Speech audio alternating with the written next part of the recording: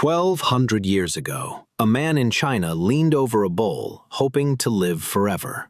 It blew up in his face. He wasn't building a weapon, he was mixing medicine, a cure for death itself. A singed beard, a burned-down workshop, and a strange gray powder left in the ashes. They called it fire medicine. Nobody in that room wanted a weapon. Nobody chose what it became. Because that failed cure is the reason every gun on Earth exists. And the road from that burning bowl to the musket runs through a bamboo tube, a Mongol invasion, and a French artist who never fired a shot in his life. Most people think someone sat down and invented the gun. Nobody did. Picture the room, a workshop in the mountains of Sichuan 1,200 years ago. Clay jars line the shelves. Smoke hangs in the air, thick with sulfur. You've been here for hours, grinding minerals by lamplight, following a recipe older than your grandfather. You're a Taoist alchemist, and your life's work is a single, impossible goal: to brew a medicine that stops death. Tonight, you're working with 3 ingredients: one from the earth, scraped off cave walls and latrine floors; one from a volcano's edge; one from a common cooking fire. Apart, they're harmless. Together, heated over a low flame, nobody had ever really watched what they do. So you lean in closer, and the world turns white. When the smoke clears, your eyebrows are gone. The far wall is scorched black. Your hands are shaking. We know this happened because someone wrote it down. A Taoist text from around the year 850, the Zhenyuan Miaodao Yaolüe, carries a warning to other alchemists. Some who mixed these powders, it says, burned their hands and faces, and even the houses where they worked burned down.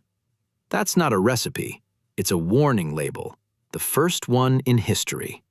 They named the powder huoyao, fire medicine. And here's the strange part. For the next 300 years, nobody used it to hurt anyone. They used it for fireworks, festival nights, color and noise for the gods.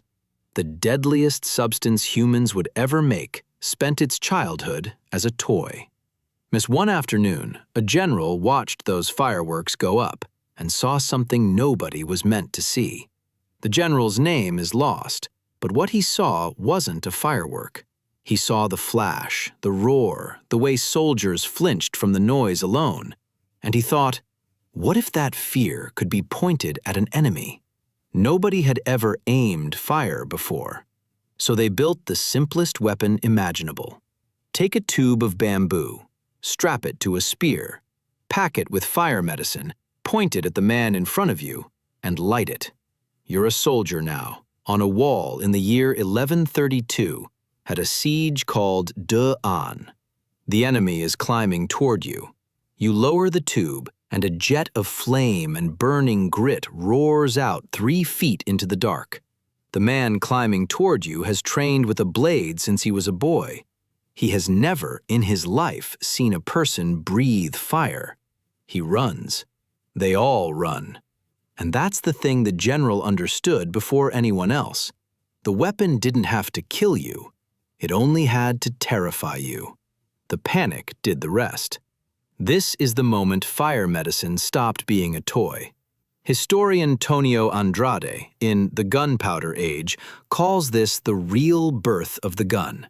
Not a blueprint, but a battlefield where somebody realized what the fire was for.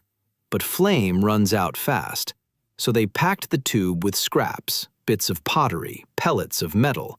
And now the fire lance didn't just burn you, it threw something at you.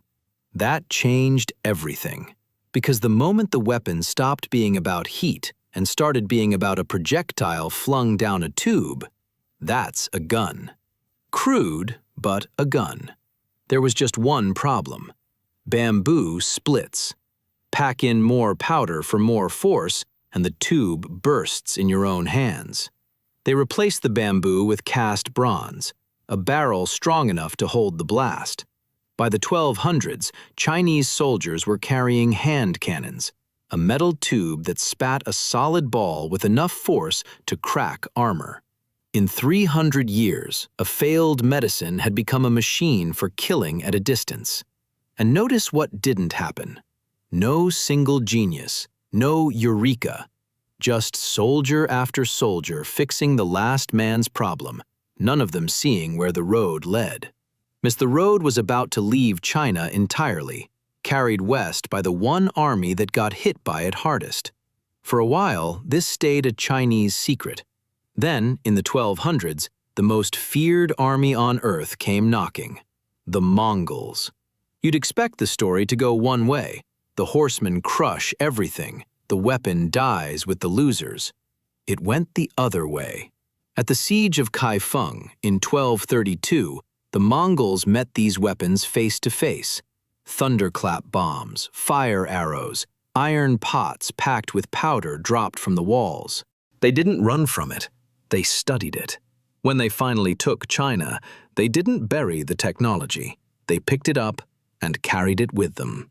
And the Mongols were going one direction. West. Across half the world. Think about what that means.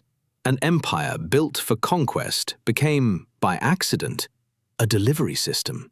Every city the Mongols crossed, they carried the fire medicine a little farther from the room where it was born. No inventor shipped it. No merchant sold the secret. A war moved it, faster than any trade route ever could.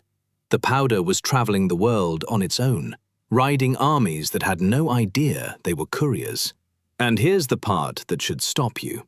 Centuries later, that same technology circled all the way back to China, improved by foreign hands, and the Chinese found themselves defending their border against their own invention, now upgraded by strangers. The thing they made to cheat death had left home, grown up somewhere else, and come back a weapon they had to fear. The gun wasn't even the only path. The same powder went sideways into rockets and fire arrows, through Korea, through India, a separate branch that would resurface centuries later in European wars, and, much later still, in the engines that would one day carry humans off the planet entirely. One accident, two roads. One ends in the musket. The other ends in the launch pad. Neither road was planned. Nobody drew the map. Mars, of all the places the fire medicine landed, one continent would do something with it that China never did. Something that didn't just win battles, it ended an entire way of life. It killed the night. The fire medicine reached Europe in the late 1200s. Nobody there knew it came from a search for eternal life. They only saw what it could do. And what it did wasn't win a battle. It ended a 1,000-year-old world. To understand why, you have to meet the man it destroyed. Picture a knight.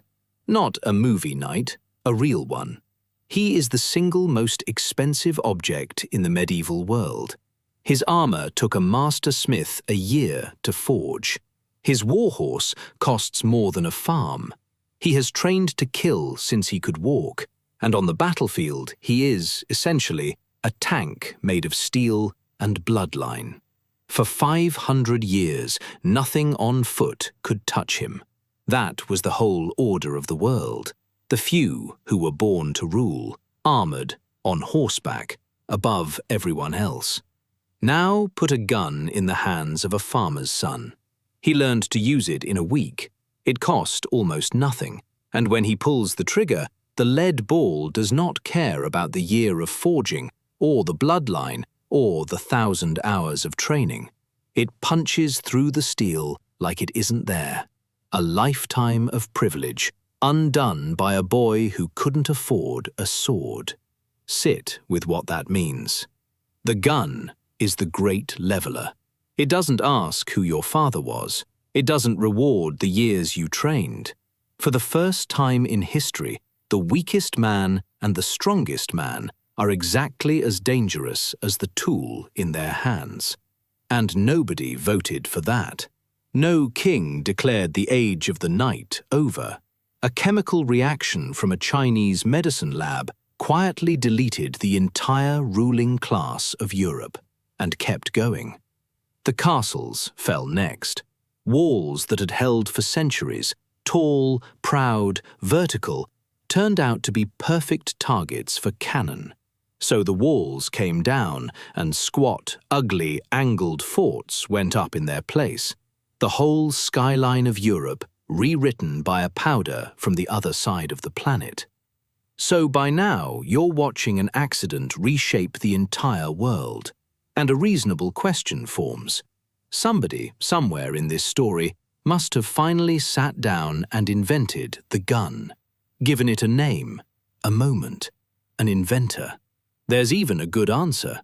A French artist around 1610. Now that answer is a trap. And the trap is the most interesting part of the whole story. So let's answer the question. Who invented the gun?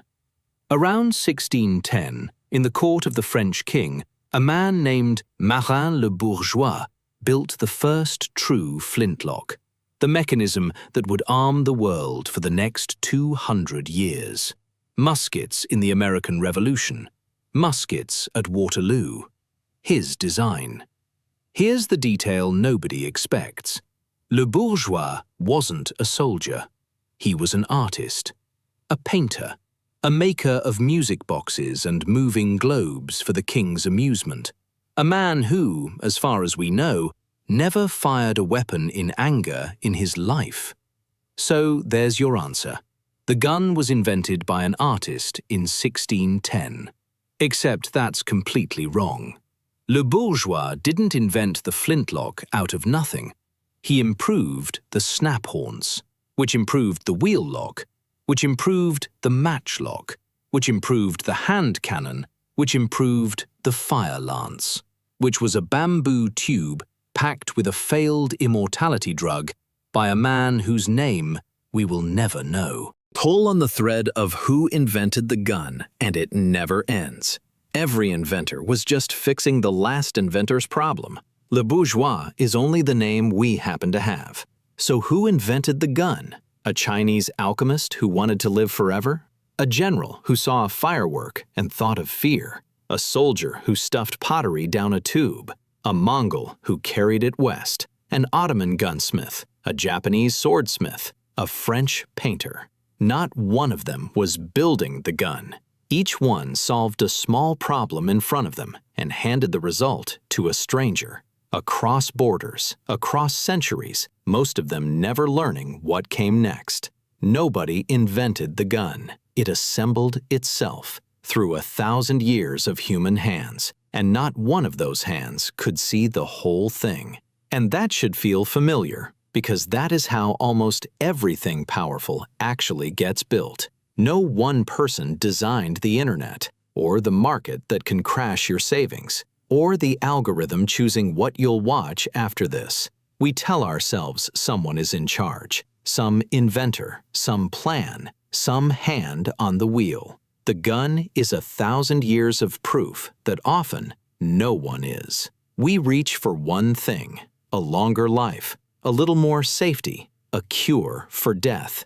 And we build the opposite, one reasonable step at a time, and only notice what we made long after it's too late to choose otherwise. That gap between what people were reaching for and what they actually built is the thing this channel exists to sit inside of, the accidents underneath the world we take for granted. If that's the kind of question you want to keep asking, subscribe, and you'll be here for the next one. So, before you go, one question, and I actually want your answer down below. What are we building right now, one reasonable step at a time, that no one is really choosing? What's our fire medicine? 1,200 years ago, a man leaned over a bowl, hoping to live forever. He didn't find eternal life. He found the opposite, and he never even knew he'd found it. That's the quiet truth under every tool we've ever made. We almost never build what we set out to build. and we almost never notice the difference until it's already in our hands.